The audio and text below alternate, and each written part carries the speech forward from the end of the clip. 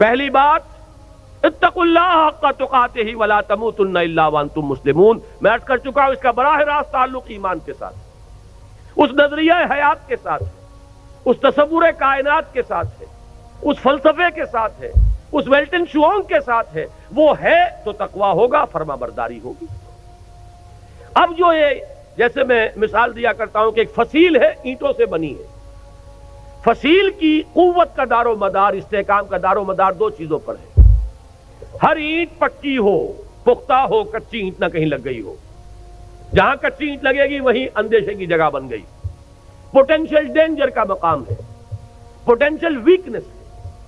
پھر یہ کہ ان کو جوڑنے والا مسالہ وہ مضبوط ہو، سیمنٹ سبسٹنس، چونا ہے، گارا ہے، سیمنٹ ہے، مضبوط ہو، مارٹر مضبوط ہو۔ تو ایک تو ہے ایک ایک فصیل، ایک ایک بردہ مومن، اتقوا اللہ حق تقاتہ ولا تموتن الا وانتم مسلمون۔ اب ان کو جوڑنا ہے، جوڑے گی کیا چیز؟ جو فکر میں ہم آہنگی پیدا کرے، وہ چیز واعتصموا بحبل اللہ جميعا ولا تفرقوا، اللہ کی رسی کو مضبوطی کے ساتھ مل جل کر تھام لو، اس سے چمٹ جاؤ، تفرقے میں نہ پڑو۔ یہ قرآن ہے جو جوڑے گا۔ بہت ہی عمدہ الفاظ میں علامہ اقبال نے کہا ہے، ماں ہما خاکو دلے آگاہ اوست، از یک آئینی مسلمان زندہ است۔ دونوں اشعار سن لیجئے۔ مسلمان کی زندگی جو ہے ایک آئین کے بدولت ہے، پیکر ملت سے قرآن زندہ ہست۔ ملت کا یہ جسد جو ہے، اس میں حیات، روح جو ہے وہ قرآن سے۔ ماں ہما خاکو دلے آگاہ اوست، اعتصامش کن کہ حبل اللہ اوست۔ ہم تو خاک کے مانندے جیسے جسد خاکی ہے، اس میں روح ہے جو حیات کا ذریعہ ہے، تو در حقیقت ماں ہما خاکو دلے آگاہ اوست، اعتصامش کن، جسد ملی کے اندر وہی مقام جو ہے قرآن کا ہے، مضبوطی سے تھامو حبل اللہ۔ یہی ابھی گزشتہ بدھ کو جو میرا مضمون چھپا تھا، جو الہدا ہی کے سلسلے کی اقساط آ رہی ہیں جنگ میں، شاید نظر سے گزری ہو، وہ اسی موضوع پر تھی، واعتصموا بحبل اللہ جميعا ولا تفرقوا۔ اس کو مضبوطی سے تھامیں گے، اس سے جڑیں گے، اس سے فکری ہم آہنگی پیدا ہوگی، اس کے ساتھ اتحاد فکر و نظر وجود میں آئے گا۔ یہ ہے وہ مارٹر، یہ ہے جوڑنے والی شے، جیسا کہ فرمایا ہے حضور صلی اللہ علیہ وسلم نے، القرآن حبل اللہ الممدود من السماء الى الارض، آسمان سے زمین تک تنی ہوئی رسی ہے اللہ کی، مضبوطی سے تھامو اس کو۔ ایک دفعہ کا واقعہ بڑا پیارا ہے، حضور اپنے حجرے سے باہر تشریف لائے، مسجد نبوی کا نقشہ ذرا ذہن میں رکھیے، حجرے سے باہر تشریف لائے تو دیکھا ایک کونے میں کچھ مسلمان، کچھ اہل ایمان بیٹھے ہوئے قرآن کا مذاکرہ کر رہے ہیں، سمجھا رہے ہیں، چہرے پر بشاشت کے آثار ظاہر ہوئے۔ یہ معجم کبیر طبرانی کی جو ہے اس کی روایت ہے۔ آپ تشریف لائے، ایک سوال کیا بڑا عجیب، بلکہ اس سوال کو تو یوں سمجھ کر سنیے کہ جیسے کہ حضور یہ سوال مجھ سے اور آپ سے بھی کر رہے ہیں۔ الستم تشہدون اللہ الہ الا اللہ وانی رسول اللہ وان ھذا القرآن جاء من عند اللہ، کیا تم اس بات کی گواہی نہیں دیتے کہ اللہ کے سوا کوئی معبود نہیں، میں اللہ کا رسول ہوں اور یہ قرآن اللہ کے پاس سے آیا ہے؟ صحابہ کا جواب کیا ہو سکتا تھا؟ بلا یا رسول اللہ، حضور کیوں نہیں، بالکل ہے، ایسا ہی ہے۔ اب آپ نے فرمایا فابشروا، بشارت حاصل کرو، خوشیاں مناؤ، فإن هذا القرآن طرفه بيديكم وطرفه بيد الله، اس لیے کہ اس قرآن کا ایک سرا تمہارے ہاتھ میں ہے، ایک سرا اللہ کے ہاتھ میں۔ یہ ہے وہ قرآن، وہ حبل اللہ، واعتصموا بحبل اللہ جميعا ولا تفرقوا۔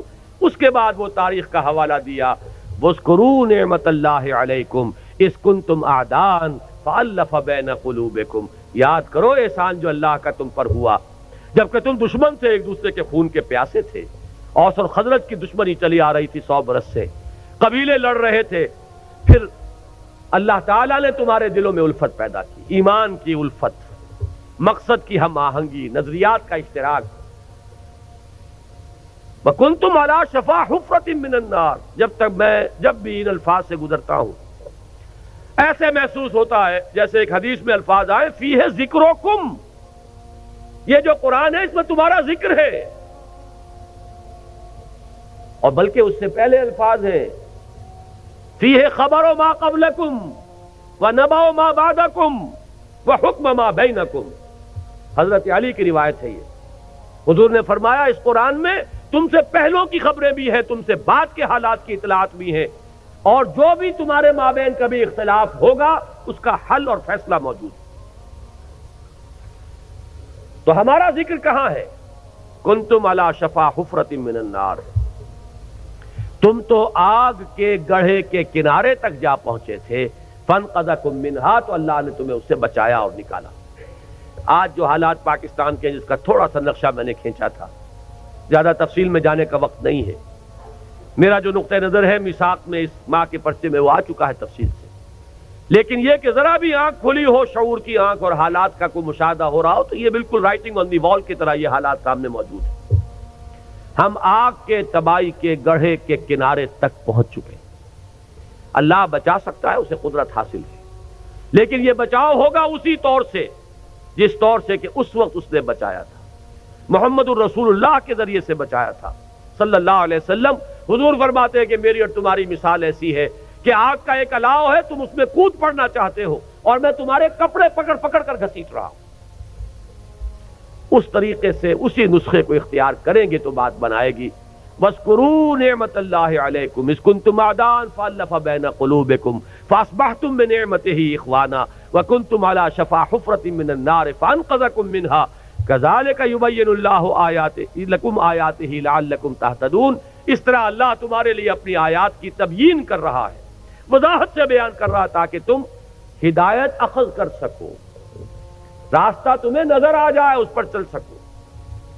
آخری آیت میں ہے وہ مقصد کا اشتراک، وَلْتَكُن مِّنكُمْ أُمَّةٌ يَدْعُونَ إِلَى الْخَيْرِ وَيَأْمُرُونَ بِالْمَعْرُوفِ وَيَنْهَوْنَ عَنِ الْمُنكَرِ وَأُولَٰئِكَ هُمُ الْمُفْلِحُونَ۔ اور چاہیے کہ تم سے ایک ایسی جمعیت وجود میں آئے، ایک ایسی امت وجود میں آئے۔ ویسے تو پوری امت کا کام یہی ہونا چاہیے تھا، لیکن اگر امت سو گئی ہو تو ان میں سے جو بیدار ہو جائیں، جو جاگ جائیں، وہ مل جل کر ایک امت ودن امت، پارٹی ودن پارٹی، بڑی امت میں ایک چھوٹی امت کی شکل اختیار کریں، اور ان کے کام صرف 3 ہوں۔ عہد کر کے اٹھیے اگر ان باتوں کی سچائی اور صداقت کی دل گواہی دے کہ یہ 3 کام ہو جائیں ہمارے مقصد، یدعون الی الخیر ویامرون بالمعروف وینہون عن المنکر، دعوت خیر، بھلائی کی دعوت۔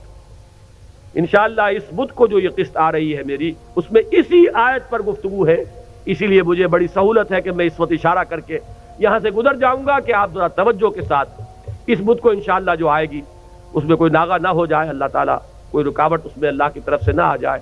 تو اس میں اسی آیت پر، اور پھر 2 اور قسطیں آئیں گی جو اسی موضوع پر ہیں۔